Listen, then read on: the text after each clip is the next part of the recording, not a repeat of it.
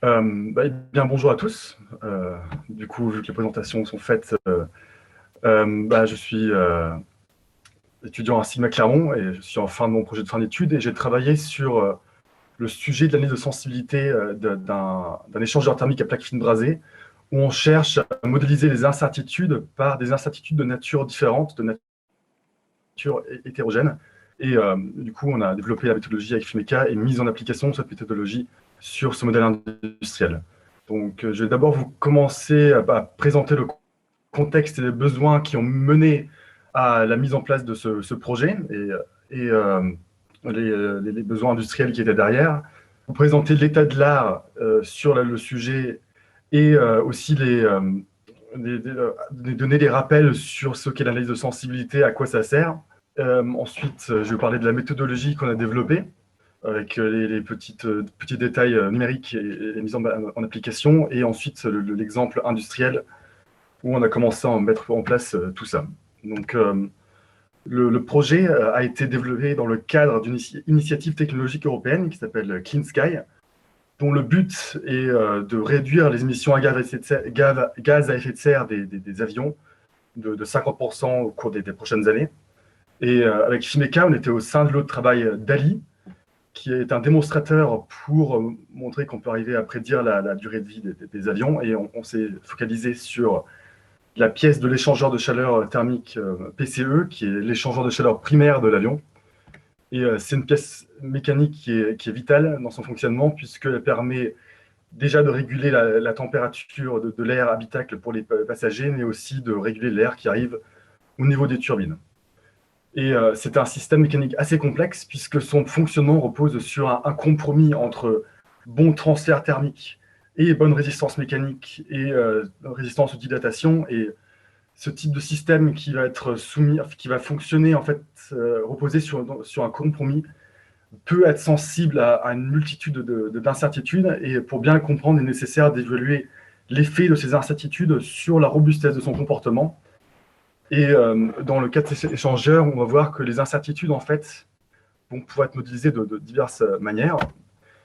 De revenir ensuite. Donc d'abord, l'analyse de sensibilité, qu'est-ce que c'est? C'est probablement quelque chose que vous avez déjà pu voir ou utiliser.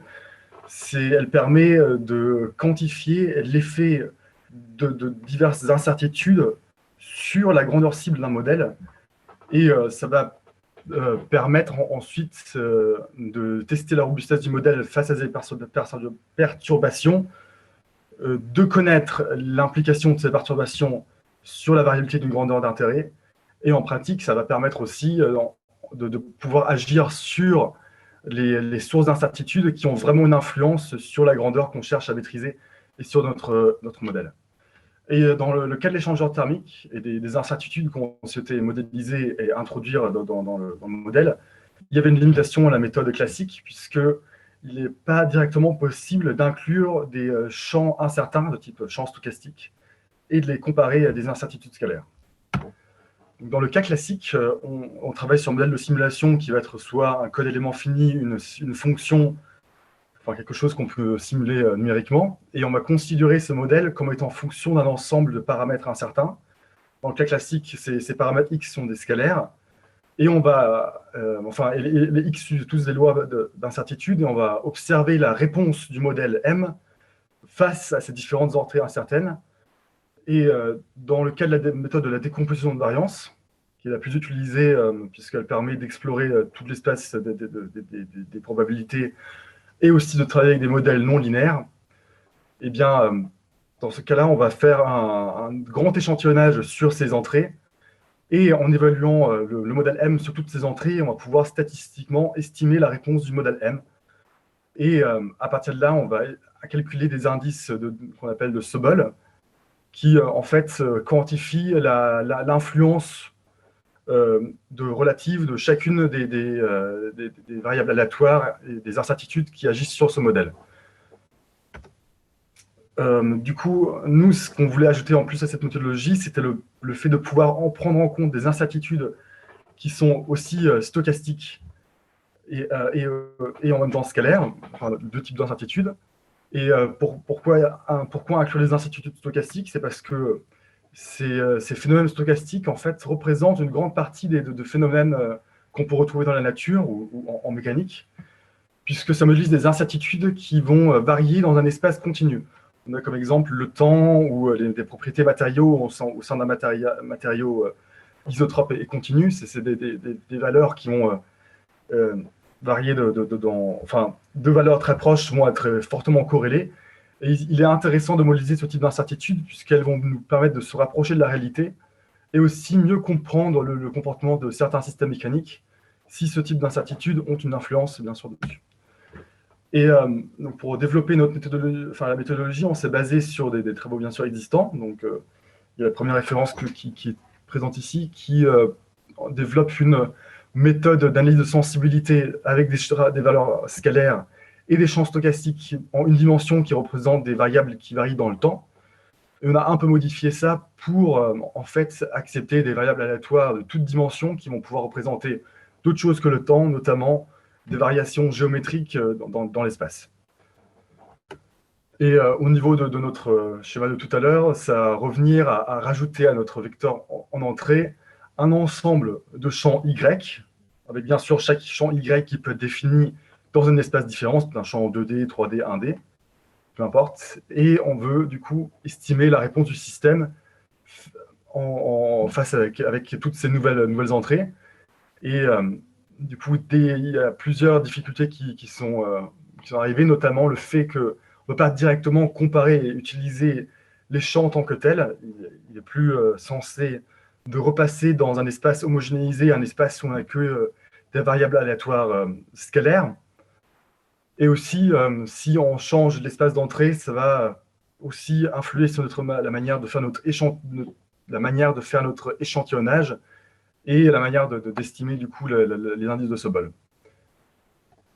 Maintenant, je vais passer sur la méthodologie. Donc, elle se base principalement sur le fait qu'un champ stochastique peut être décomposé grâce à Caroline Loew en un ensemble de modes scalaires. C'est un peu, ça peut être un peu analogique à la décomposition de Fourier. On va avoir une somme de modes de fréquences de base qui vont permettre de recréer le signal. Ici, on crée un ensemble de fonctions modales qui sont décomposées sur la variance spectrale de la fonction de corrélation du processus stochastique. Ici, c'est EI, c'est la fonction modale. On a ces fonctions modales qui sont pilotées par un ensemble de coefficients scalaires, c'est les xi. Et ces xi suivent, dans le cas général, une loi normale centrée réduite. Et ça permet ensuite de voir notre champ Y, qui au début est dans une dimension arbitraire, comme étant en fait une fonction qui prend en entrée un vecteur de xi, qui sont des variables normales centrées réduites. Et ça permet du coup de passer dans un espace, certes à plus haute dimension, puisqu'on passe de un champ à m variables aléatoires scalaires, mais ça permet d'être dans un espace homogénéisé. On applique du coup ça à toutes nos variables y, et on repasse dans cet espace homogénéisé, et on peut piloter cet ensemble de champs qui représentent à chaque fois des choses différentes à partir d'un même vecteur. Et au niveau des valeurs aléatoires x, tout à l'heure, comme on n'a pas supposé qu'elles étaient dans un espace enfin déjà normalisé, on utilise Latafe-Rosenblatt pour toutes les refaire passer dans l'espace normal centré réduit, et avoir ensuite un modèle qui ne prend en entrée plus qu'un grand vecteur de coefficients x, où chacun des petits x là suit une variable aléatoire normale centrée réduite, et on peut reconsidérer tout notre modèle comme plus que un modèle prenant en entrée un vecteur aléatoire homogène de paramètres qui suivent tous la même loi, enfin de coefficients qui suivent tous la même loi. Et il y a une chose qui est intéressante de voir ici, c'est que la dimension de notre problème augmente, puisque pour chaque champ Y, on a M aléatoire scalaire pour le représenter. Du coup, on arrive à... Enfin, si on a nx variables aléatoires scalaires et ny champs, on va avoir la somme sur ny des mi, l'ordre de nos processus stochastiques. Ensuite, une fois qu'on a... ça, c'est pour repartir sur les rappels sur notre analyse de sensibilité, puisque pour l'analyse de sensibilité, on va venir décomposer la variance après notre échantillonnage. Et la variance totale de notre modèle, donc Z, c'est la grandeur d'intérêt de notre modèle M. On peut décomposer la variance totale de cette variable d'intérêt comme la somme de toutes les variables, enfin de toutes les variances partielles, donc variance xi, enfin toutes les combinaisons aussi de variances. Et la définition des indices de Sobol se base sur ces variances totales et partielles. Comme on le voit ici, pour estimer l'influence du paramètre scalaire xi, on va calculer le rapport entre la variance partielle avec xi et la variance totale de notre modèle. Et ça permet du coup de quantifier l'apport sur la variance totale de notre paramètre xi. Et on fait de même avec nos composantes qui représentent le champ, du coup les xi, etc. Et ce qui est intéressant de remarquer ici, c'est que le xi représente l'ensemble des modes associés à un seul champ stochastique, donc xi1 jusqu'à xi-mi. Et parce que les considérer individuellement, les modes, ça n'aurait pas de sens physique. Donc au niveau de l'application de la méthodologie, en l'application, la différence va se faire sentir ensuite au niveau de la création de nos échantillons. Donc en analyse de sensibilité, lorsqu'on l'a fait en pratique, avec la décomposition de la variance, on a généralement travaillé avec les méthodes de mélange de matrices et avec une méthode d'échantillonnage. Du coup, on crée 2 très grands échantillons de notre vecteur en entrée. Et en permutant des composantes entre ces deux réalisations, on va venir estimer, on va observer la variation de la variance totale du modèle avec cet échantillon. Et en fait, on va pouvoir estimer l'apport qu'amène une des composantes sur la variance totale et du coup estimer l'analyse de Sobol. Et ici, du coup, on a nos x tilde qui sont nos variables scalaires dans l'espace normal et les xi qui sont l'ensemble des modes de nos champs stochastiques. Là ici, bien pour dire que les grands xi représentent bien les petits modes et les x tilde, c'est l'ensemble des variables scalaires. Et ensuite, on crée pour estimer à chaque fois les variances partielles de chacune des composantes. Par exemple, si on se considère dans le cas où on va venir estimer la variance partielle d'une composante scalaire, qu'on voit ici à l'indice i, on va prendre l'échantillon A et prendre l'échantillon B à la colonne i et remplacer dans l'échantillon A cette colonne par la colonne issue de l'échantillon B. Et cette permutation va ensuite, par comparaison, permettre d'estimer avec divers estimateurs l'apport apporté à la variance totale de la variable scalaire i. Ça, c'est bien sûr le cas classique qu'on retrouve dans toutes les analyses de sensibilité par décomposition de la variance.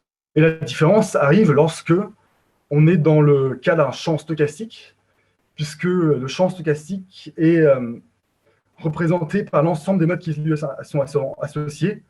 Donc, pour calculer l'effet qu'apporte le champ stochastique sur la variance totale de notre modèle, on va venir permuter l'ensemble des colonnes qui appartiennent au mode de ce champ-là. Et du coup, au lieu de juste permuter une colonne, on va permuter toute la matrice de coefficients associés au même champ. Et au final, même si notre dimension du problème, comme tout à l'heure, est un peu plus élevée, en fait, le nombre d'appels qu'on va faire au modèle n'est pas plus élevé que dans un cas normal, puisqu'on ne va pas augmenter le nombre de tirages, enfin, on ne va pas faire un tirage pour chacun des modes de nos champs. Et ça permet de garder quelque chose de réalisable en pratique.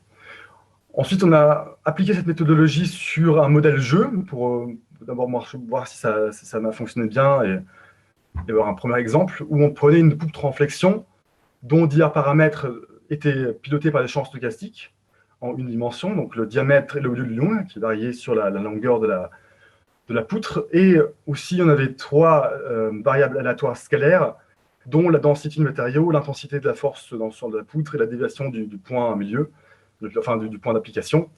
Et on venait observer la déflexion maximale de la poutre et les contraintes de von Mises par élément de poutre. Et on a pu, du coup, à partir de là, avec notre échantillonnage, venir estimer les indices de Sobol. Du coup, ici, on a les indices de Sobol pour la déflexion maximale et les indices de Sobol par élément fini de la contrainte de von Mises.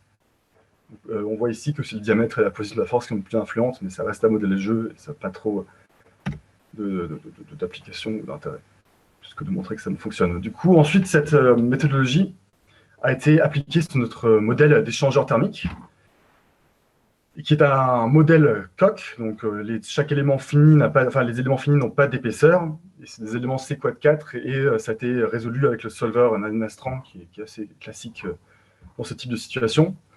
Et la charge appliquée sur notre modèle, c'était une charge thermique statique qui était issue d'un calcul préalable. Et pour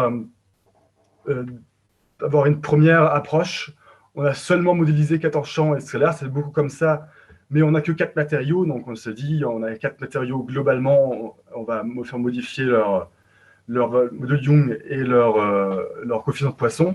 On a fait ça pour les 4 matériaux, et on a choisi de modéliser 2 modes de déformation par collecteur, mais ça, je vais en revenir après, ça sera présenté ici, puisque on a dû ajouter quelque chose en plus à cette méthodologie pour arriver à passer des processus stochastiques à un ensemble de déformations technologiques, puisqu'il est très difficile de modéliser certaines déformations de base en utilisant juste des matrices de covariance et des processus stochastiques, puisque les déformations qu'on retrouve sur une pièce mécanique, par exemple, vont être souvent de la même nature, et un champ stochastique est trop variable encore pour vraiment arriver à modéliser réellement des variations, enfin des incertitudes réalistes. Et c'est pour ça qu'on a introduit en plus dans la méthode de cette méthodologie, le travail est fait en thèse par Goka, qui introduit une méthode qui permet de modéliser un ensemble de déformations technologiques et de les piloter précisément. C'est la méthode de la déformation modale métrique. On va définir un ensemble de modes de déformation primaires pour une surface donnée.